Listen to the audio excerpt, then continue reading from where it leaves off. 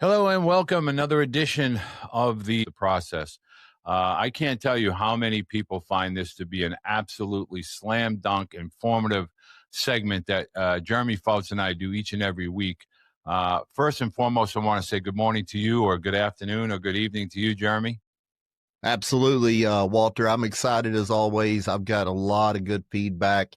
It's kind of an awesome relationship where you're talking to the college coaches every day about athletes, and I'm working with the athletes. And the things I'm telling the athletes that they need to do is what the coaches are telling you what they're looking for in an athlete. So definitely, this has been powerful already. I've got amazing feedback, and I'm looking just to do what you do, keep making an impact in athletes across the country. Well, one of the things that we try to do each and every week is inform and keep informing not only parents but student athletes alike. And here's my number one either direct message, email comes in pretty much on a daily basis. Is my son or daughter is a very picky eater, or they don't have time to eat breakfast. Breakfast just is not a meal. Is there anything over and above that I can do to skip breakfast and maybe add a meal at lunch? But breakfast, let's get started there, Jeremy, because the number one topic with regard to strength trainers and people within your industry, as far as nutrition and obviously supplementation, is being able to get calories in, especially in the morning when your body is calling for them. Let's start there. You got a picky eater, you get someone that doesn't make time for breakfast. What kind of suggestions do you make to the parents and obviously the athletes that you begin to work with as it pertains to breakfast? Yeah, when I start building a meal plan with an athlete, I try to structure a large percentage of their calories before noon. And that's the first feed pushback that I get from parents is, well, my athlete don't like breakfast. And so that's some of the things we can talk about today. Parents, number one, Walter, they assume hunger is automatic, and that's not the way it works. A kid's hunger in the morning has to be trained. You have to make sure they're getting the good sleep. They have good routine. You don't want their cortisol levels high in the morning. A lot of things too, that's the people don't understand about hunger in the morning is it's not only trained. What's important about this is getting a routine down where you automatically are forcing food into the stomach early in the morning. You can start off slow, but every athlete that I start with that says they don't like breakfast, usually by day 4 or day 5, they wake up and they're starving because they have told the stomach that you're going to accept food early in the morning. You don't have to start off with 1,000 calories a day. We're going to talk about or $1,000 or 1,000 calories in a breakfast. We're going to talk about that here in a few minutes. Where, parents, what they do wrong is they put 1,000 calorie breakfast in front of their kids and just say, eat it. And they force them, they put that pressure on them. And that automatically is going to be a negative pushback where that athlete's like, man, I don't think I can eat this. Then they feel like they're letting the parent down. They feel like they didn't accomplish the goal. And it just turns into a lot of problems, from the athlete feeling like he's defeated to the parent feel like the athlete's not trying hard enough. And it's definitely not where we need to go in training an athlete to eat breakfast. Why do you think it is that a lot of the younger athletes either A, don't make time, or they just don't think breakfast is important? Is there some sort of programming that's been done, other than a bowl of cereal? What's happened to the breakfast? It used to be one of the staples in the 3 meals a day. What do you think people can do or parents can do to kind of re-energize the priority of a good breakfast? I think a lot of it, Walter, is most important is the education process for the athlete. Sitting down with that athlete and saying, okay, what happens if we skip breakfast? If we skip breakfast, we do not have the fuel, in the morning times to start fueling our body, loading it up with calories to get us ready for our training sessions in the afternoon, or especially if they have training early in the morning, educating them, okay, if you have no glycogen, then how is your muscles going to get fuel in order to perform in the gym? Because if you don't have glycogen, you're not going to push that much weight. If you don't push that much weight, then you're not going to be hungrier in the afternoon. So I think the biggest part is just sitting down with that athlete instead of being forceful, saying, eat this breakfast, educate them. Why are we not hungry in the morning? Maybe it's our inconsistent sleep patterns. Maybe it's our routines not being consistent. Our cortisol levels, like I mentioned a few minutes ago, are spiked. And we're not telling the body we need to give it fuel in the mornings. So therefore we're expecting our body to just run on low calories throughout the day. So therefore, we're not going to be able to produce and train the body that we have to have calories first thing in the morning. Can you talk a little bit about, what when I try to get athletes and parents to understand is when college coaches are saying words like physicality, both mentally and physically, and being able to compete with and against 20 to 24-year-old men, I don't think enough parents understand within your message is really trying to get the athletes to understand how to fuel, or they're under fueled, and at the time their body's going to need that in order to be competitive and ready to compete in the latter half of the afternoon, whether that's during school or after school within athletics. Can you talk about that kind of that picky eater, that young athlete that just doesn't understand that is fuel that they're going to need in order to produce, whether it's in the classroom or obviously on the athletic fields in the latter half of the afternoon? Yeah, I mean, growth requires sustained energy surplus first and foremost. There's no way. I did a video yesterday. I've got a lot of football players that in off season, Walter, they just go hit it hard, man. They get into the gym and they hit it hard, but they are not in a calorie surplus. And I don't care how much you lift weights, how much you work on your 60 time. I've got a athlete that I'm working with right now. He runs a 6'4", 60, but he's 145 pounds. Okay. And so to me, I spent an hour with him and his parents. His dad actually works for an MLB team. And I spent an hour the other day spending with them, telling them, look, at 6'4" speed, that is phenomenal, but at 145 pounds, that's not going to play. So we've got to get you starting off in a 500 to 700 calorie surplus to start putting 1 to 1.2 pounds of gain on you a week. And here's the way we're going to have to structure our calories. We're going to have to start off with an 800 calorie breakfast in the morning. He's a junior. So you know as well as I do that he's going into the spring right now. And this summer is going to be his most critical time of his life. And I told him if we're 175, 180, starting off in the summer, and then we're 190, 195 at the end of the summer, and we're running a 6'4", that's going to play. But for him, it was just a big eye-opening experience of saying, okay, I get it now. If I don't start off with 800 calorie breakfast and I don't get me a 300 or 400 calorie snack around 10, then basically that is 400 plus 800. That's 1,200 calories I missed out on, by 10 o'clock in the day. There's no way I'm going to be able to make up that 1,200 calories later on in the afternoon, plus my training, plus all the things I need to do. So for him, it was like, okay, I need 3,800 calories in a day. That's what we figured out we're going to start him at. And for him, it was just that education process of, okay, this is something I have to do if I want to be an elite athlete. This is not a matter of I hope I can or maybe I can. It's just like any other training experience. If we know we need to lift this much weight, we're going to start small, and we're going to work our way up. If we know we need to be throwing 90-mile-an-hour across the diamond, we're going to be playing long toss. We're going to be doing all these things. But we forget what's going to help us more than anything. The physics behind this is the fuel. And the fuel only comes from the nutrition side.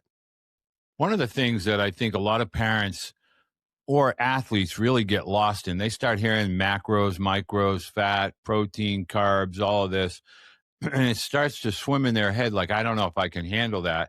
And then they'll say to me, well, my son or the athlete will tell me, I have a piece of steak and some sweet potato and I'm full. They don't understand the difference between being full and adding fuel and the proper kind of fuel. And I think this is a intricate and detailed specific for parents to really understand the difference between he's full. And is he getting the right fuel in order to maintain and exceed his athletic, skill sets and abilities? Yeah, well, I mean, number one, being full doesn't mean being fueled. And you said it. I mean, it's just exactly low calorie dense foods, too much protein, and not enough carbs or fats. It limits growth. So full does not equal fueled. And one of the things I'll say on being full first is, I work with a lot of athletes and they'll start off with that 600 calorie breakfast or 700. And I tell them every time they're looking at that breakfast, it's just like winning a baseball game. I just got that one boy that ran a 6.4. Today was his first day. I just texted him a few minutes ago and I said, "Hey, did you win your first meal?" And he texted back and said, "Yes, sir, I won it." And he is a breakfast, an athlete that does not like breakfast. He said, "I won it." And what I'm saying of that is when you sit down with eat your meal, if you did not win it and it was 600 calories and you got 500 of those calories, can we get 550 tomorrow? Can we get 600 the next day? Can we say, "Coach, I can up my breakfast to 650 like what you wanted me to now?" So yes, you have to have the right macros though. You cannot just eat, only protein for breakfast because it's going to make you feel more full. We've got to have some carbs before our lifts. We got to have our good fats to help our hormones. We can't just pick Doritos and Dr. Pepper. We've got to figure out what is that right macro ratio, and every athlete is different depending on their body type, depending on how much weight. Usually I like to start off around 20% proteins, depending on the size, 55%, carbs, and then the rest fats, but depending on the size of the athlete, how much weight we got to put on. A lot of times slow down my protein, maybe 1 gram of per body weight in the beginning if I need to have more calories in the carb section and then more calories in the fat section. But ideally, as they grow and develop, I want a 1.25 gram per body weight for protein. And then the rest is going to be fats and carbs for their calories. But you can't just eat. You've got to make sure that macro structure is dialed in correctly for the right performance. We're going to take a break here. We're going to come back. We're going to talk about a subject that parents really, I don't think, understand a mistake they may be making. So stay tuned. We'll be right back after a word from our sponsor. All proteins are not the same. I encourage you to choose a grass-fed whey protein. The cattle have a cleaner diet, grazing on natural grass, which is going to mean that it's going to have higher branched chain amino acids, also your omegas and your CLAs. I'm telling you, it matters from a recovery standpoint. Choose the best protein and you're going to see the best gains and the best recovery. I'm telling you, athletes, make a wise choice because it matters what you put in your body. Welcome back. And I really think this topic, Jeremy, is something that sometimes catches parents off guard, because when we're talking about physicality and gaining weight, and all of a sudden parents kind of begin to get a little rigid with this, and maybe they put a little bit of stress on their athletes, and they're unaware that they're causing stress with regard to not only the mental component to eating, but also the physical component, meaning, okay, I can't keep getting all these meal ins. I'm full. My parents are stressing. Talk a little bit about the parents' role when it comes to whether it's meal prep or obviously making sure their athletes are getting the proper amount of meals and caloric intake. Okay, Walter, I'm going to say I'm not an expert at a lot of things, but I'm a pretty good expert at this. And the reason why is because I've got 2 young athletes that I've experienced this with. You can know the sports nutrition side, you can know the macro side, micronutrient side, how much protein, how much carbs, how much fats. But if you've never experienced with your own athletes yourself of helping them gain weight, you're not going to know what to do right and what you did wrong. And I did a lot wrong on this subject. Okay. So this is the psychology behind it that parents totally mess up. And I say parents because I made this mistake. You and I have talked about my oldest son and his weight gain journey. So number one, constant reminders increase anxiety. So as a parent, if you are spending more time saying, did you eat? Did you eat? Did you eat? Did you eat? Did you eat? Anxiety suppresses the appetite. Okay. And another thing is eating becomes a performance instead of fuel. So again, we got to shift our direction more into education because those stress hormones, they blunt digestion, and digestion works best in a calm state. So if our kids are always like, mom and dad is on me, eat, eat, eat, eat. And I don't know if anybody else watching this podcast has done that to their kid, but I tell you, the majority of the parents that I talk to, they say, Jeremy, you've got to help me because this is a constant battle. You know, I tell my kid to eat. I tell my kid to eat. So we've got to remember the nervous system controls digestion, and calm kids digest food better. So calm parents build confident eaters. So spend our time on the education process, not just nagging that athlete over and over. Did you eat? Did you eat? Did you eat?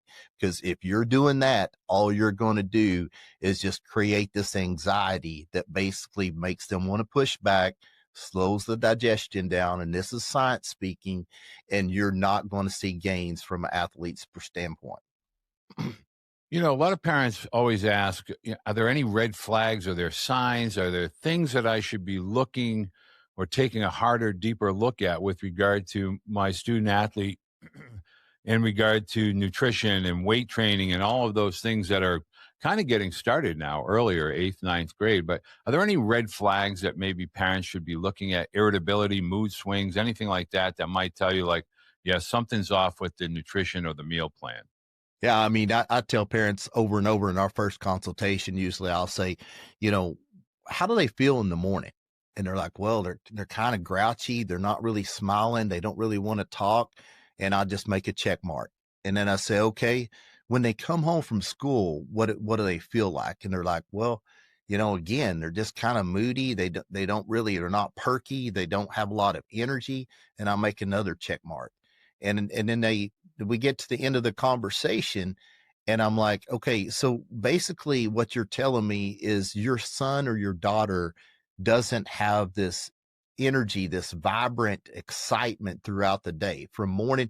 And they say no. And I'm like, your son or your daughter is definitely underfueled. And I mean, Walter, I've said this on a couple of podcasts. The first thing that I notice with my athletes when I get them in a good calorie surplus, depending on the athlete and the sport, between 300 to 800 calorie surplus. My older boys, a lot of times, 1,000 calorie surplus. The first thing that they notice is they wake up in the morning and they feel amazing, and they're so energetic. They have a mission. They're excited to accomplish what they need to accomplish in the day. They come back from training. They're hungry. They're ready to eat. They're ready to go to bed because they burned a lot of calories. So is there some red flags to look for? Absolutely. You can tell by their mood. You can tell by their demeanor, you know, how they sit down at breakfast. Are they excited to eat the breakfast because they get a chance to get bigger and stronger? Or are they looking at this food thinking, man, I don't think I want to eat this food? So the red flags is real simple to notice. And yes, it's something that definitely needs to be paying attention to, because that's what tells you how your son or daughter is tracking in their performance and in their overall health. Would you feel that there's a confidence that begins to build with an athlete, meaning socially, obviously athletically? Would you see a when do you typically see that kind of that change, that confidence? Kids call it the swagger, because they're seeing their bodies grow. They're feeling the difference when they're playing and participating in a sport.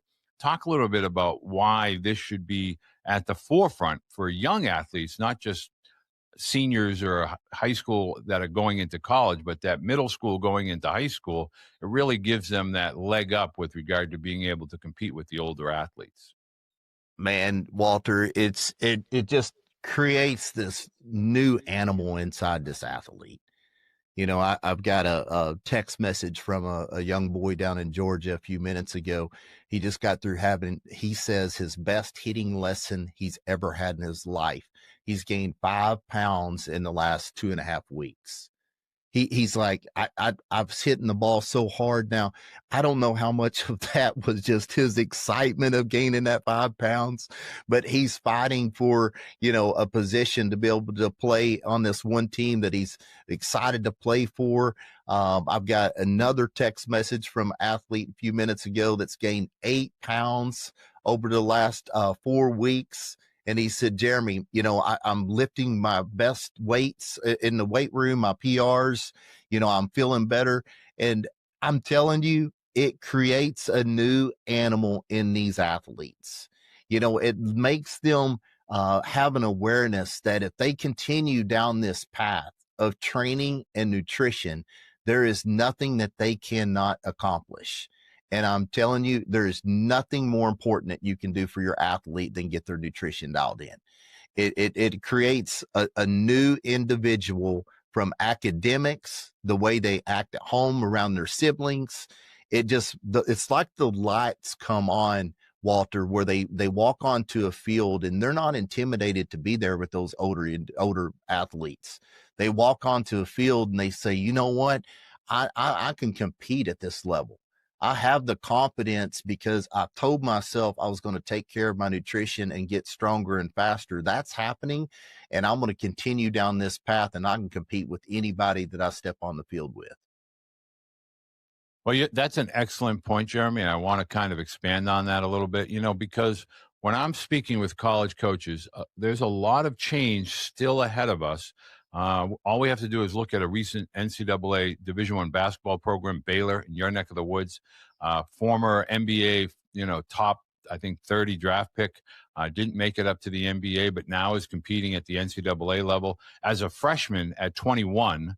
And then you look at NCAA hockey. The average freshman is 20 to 21. Baseball, we've talked about that an awful lot. So I would really love for you to kind of talk about that myth that, you don't want to start too early with regard to, your nutrition and your supplement. You're going to stunt growth, things like creatine, things of that nature. Talk a little bit about the sooner that you begin, like, after that age of 13, getting into middle school, preparing to go into high school, probably the better off your body will be by the time you're a junior and senior in high school. So this is not strictly maybe for the 16 to 19-year-old high school athlete. This is for all the middle school, all the way through high school, and obviously into college. Well, Walter, I tell the athletes, every thin kid is not broken. Okay. And puberty, timing matters, all these different things. But the bottom line is the earlier you start an athlete of understanding nutrition, the bigger advantage that he or she is going to have. And my favorite athletes to start working with is around 13 to 14. Now, does all of them have the maturity to really understand it and really lock in from day one and follow a plan to a T and never miss a day? Not all the time because of the maturity level, right? But it plants a seed in them. They start seeing a difference in their performance. They start seeing a difference in how they feel. And if a 13 or 14-year-old can lock in, they won't be like a lot of the athletes that reach out to you and me daily, their junior and senior year, and they can't find a home because they're 155, 160 pounds. They're going to be that junior or senior that's 190, 195. And they're going to say, Walter, this is the direction that I want to go. And they're going to be choosing the school that they want to go. And so I can't emphasize enough, you parents, take these notes. Don't just nag at your kids, educate them, teach them about proper fueling. Let them, you and them sit down and figure out how many calories a day that they're burning. Show them the math side. If you're burning 3,000 calories a day and you're bringing in 2,500, then that's not going to work. We're not going to grow to our full potential the way we was meant to grow to our full potential. We're not going to be able to hit that ball as far as we need to hit that ball or throw the ball as hard as we need to, not because of a lack of effort, not because of a lack of training, but because of a lack of fuel. So absolutely, man. That's my biggest, the reason I do so much things on social media. I've got a guy that commented, I have not built a meal plan for him. I don't even know who his son is, but he messaged me yesterday and said, following your social media channel over this last year, my son has went from 120 to 155 pounds. That's life changing. I mean, he's a freshman at 120 pounds. Now he's 155 pounds. Now we can start doing something with 155 pounds. So I tell everyone, if you can, as a parent, start that education process as young as possible. I've got a dad reached out to me this morning with an 11-year-old athlete that's really good baseball player. I'm probably not going to put him on a real strict, a plan, but we're going to do some education on a conference call and teach them about why is protein important. It builds muscle and helps muscles recover. What are your carbs doing? It's your fuel. Why is the fat so important for your hormones during testosterone, during puberty? What's it going to do for your bone density? And teaching them all of the things that's important, which is not talked about enough. And that's why I'm grateful that you and I are doing this podcast. It's the process of fueling correctly. I think it's really, the process. You hear that, trust the process, believe in the process, and we talk about that a lot in all facets of youth sports. But with regard to nutrition, I think it's absolutely a must for those families and obviously student athletes that truly have a desire and, most importantly, a passion when it comes to participation in youth athletics and obviously high school athletics. I want to let parents know we had Anthony Durenti on, and I've talked about Cole Lonigan. Both of those boys started when they were 12 years old, 12. And today they are sophomores in high school. And Anthony is 192 pounds and Cole is 175. Now they're sophomores. And, they're 5'8", 5'11". But this is something they started at 12. It's not laborious. It's not something you have to stress about. It's simply a matter of taking action steps, listening to someone with Jeremy's knowledge and insight and experience. Obviously, what most parents fail to miss is when Jeremy's talking, yes, this is his vocation. This is what he does. But, oh, by the way, he's a parent of two children, two sons that are athletes that are going through this experience. So, Jeremy, I'd love for you to kind of wrap up with regard to, we're going into the new year. Everybody makes those New Year's resolutions. Talk a little bit about what you would like parents to begin to seek out more information on pertaining to fueling their athletes. Let's not talk about size as far as pounds. Let's talk about properly fueling their athletes for all aspects of their life. Yeah, one of the things that I do every year at this time, I just got through doing it with my oldest son, is sitting down with him for about an hour. And I think every parent needs to do this. And we talked about goals. Okay. We're going into spring baseball. What are some of the things that we want to accomplish? And I'm not going to share what we come up with here. It's personal to him and I, but we talked about all of our goals. What is batting average wants to be, what is stolen bases want to be, how many home runs, all these different things. And then we said, okay, what are we going to do in order to make that happen? And of course, we talked about our training. He's working with the speed trainer twice a week, because part of his goals is to continue to get faster, all these different things. Then I said, okay, now let's look at our nutrition side. And we completely built him out his first 4 weeks of his nutrition side, all the foods that he wants to eat, everything that he needs to accomplish. We looked at his schedule. Okay, these are the mornings we're doing early lifts. These are the times that we're doing our speed training. And the reason I point that out, Walter, is when I'm working on a meal plan, the first thing that I look at is, okay, what is your training schedule going to be today? And I want to make sure that I'm fueled really good before that lift or before that speed training. And I want to make sure I'm fueled really good right behind that to be able to recover from that training. And then we look at the remaining calories that we need throughout the day. We're making sure we're hitting our early morning calories. We're making sure we're hitting our late afternoon calories, and then filling in the gaps that we need to fill to hit the remaining calories, proteins, carbs, and fats we need right at the end. And I mean, it just simplifies everything, and making sure that that athlete knows that, yes, this is part of the process. Without the fuel, it's not going to happen. Appetite is adaptive too. It's not automatic. So you've got to create that. Under fueling hides a picky eater. Hides a picky eating. So we got to make sure we fuel properly. Eating is a skill athletes must learn, just like any other skill on the baseball field, softball field, or anything. It's not something that's just going to happen, but growth requires calm, consistency, and calories. And it's all about being consistent and making sure we're fueling the body correctly. Well, parents, I want to encourage you to keep your questions coming. Both Jeremy and I really enthusiastically look forward to getting those questions and then being able to ask, obviously, Jeremy to provide some answers and some insights for parents. I think it's important going forward as we approach 2026 to understand there's no need to panic. The best thing that you can do is provide your student athlete with the proper information. Don't spread fear. Don't chase a false narrative.